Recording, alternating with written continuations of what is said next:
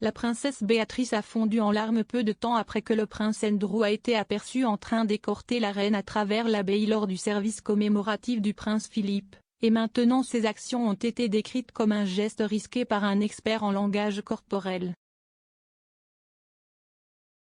Des images du service du duc d'Édimbourg montrent la princesse Béatrice, 33 ans, en larmes alors que son père, le duc d'York, accompagnait la reine à son siège à l'abbaye de Westminster. La princesse a été aperçue à un moment donné cachée derrière une feuille de service, avant de se tenir tranquillement tandis que d'autres autour d'elle chantaient, donnant l'impression qu'elle essayait de retenir ses larmes. On a alors pu voir la mère de l'Eune II fouiller dans son sac à main pour un mouchoir, avant de se cacher à nouveau le visage. L'experte en langage corporel Judi James a décrit ces actions comme choquantes et plus qu'un peu déroutantes, et a noté que cela contrastait directement avec la réponse de sa sœur Eugénie.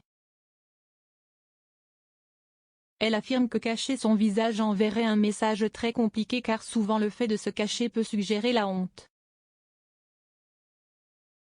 Judi a déclaré au Mirror, « Nous avons vu comment Béatrice a été submergée de larmes après l'arrivée de son père avec sa mère et la reine avait pris sa place devant elle, mais la réponse de Béatrice lorsqu'il s'est d'abord mis en vue était tout aussi choquante et plus qu'un peu déroutant. » Alors que la reine et Andrew marchaient pour la première fois au niveau de la famille royale, Eugénie a semblé jeter un coup d'œil sous un angle qui signifiait qu'elle pouvait voir son père dans sa vision périphérique. Après l'avoir pairé, elle a semblé tourner son regard vers l'avant. Béatrice, cependant, semblait déjà avoir le visage caché par son ordre de service. Elle a effectué ce rituel total de couverture du visage et de protection après ses larmes une fois que la reine et son père étaient en position, mais cacher son visage alors qu'il entrait le ferait. Ont envoyé un message très compliqué. Pour tous ceux qui sont conscients de la tendance des sœurs à la loyauté, cela aurait été considéré comme cachant des larmes de soulagement et de joie face à ce qui ressemblait à sa réapparition en public, mais lorsque nous nous cachons, nous pouvons également suggérer la honte, ce qui en fait un public risqué. Geste. Le bien-aimé Balmoral de la reine sera transformé par un art poignant pour une cause importante. Le refuge écossais du monarque du château de Balmoral abritera une installation artistique spéciale pour marquer le jubilé de platine de la reine. Une installation artistique spéciale appelée Salmon School sera exposée au château pour mettre en évidence les menaces qui pèsent sur le saumon sauvage. L'école de saumon a été créée par l'artiste Joseph Rossano et se compose de 250 formes de verres miroirs suspendues dans les airs pour imiter un banc de saumon sauvage.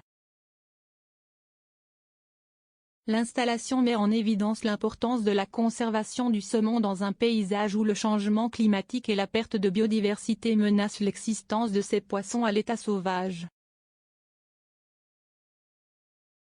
La reine est passionnée par la conservation du saumon, car la famille royale soutient l'éco-travail sur la rivière Dee depuis plus d'un siècle.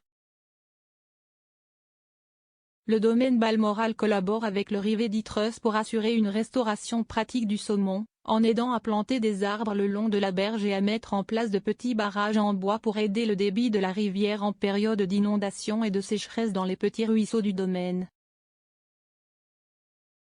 Sophie Wessex se mobilise pour soutenir à nouveau la reine avec une nouvelle nomination royale. Sophie, comtesse de Wessex, a de nouveau intensifié son soutien à la reine en acceptant un nouveau poste qui appartenait auparavant au prince Philippe. Le compte Instagram de la famille royale a récemment partagé une photo de Sophie annonçant sa nouvelle à côté de la légende. La comtesse de Wessex a été nommée nouvelle colonel en chef des Royal Electrical and Mechanical Engineers, REME. Pendant plus de 50 ans, le rôle a été tenu par le duc d'Édimbourg, et le corps a combiné le soutien durable de son Altesse royale aux forces armées et un vif intérêt pour l'ingénierie. Pour marquer son nouveau rôle, la comtesse a reçu ce matin le maître général, le colonel et l'adjudant de corps du REME.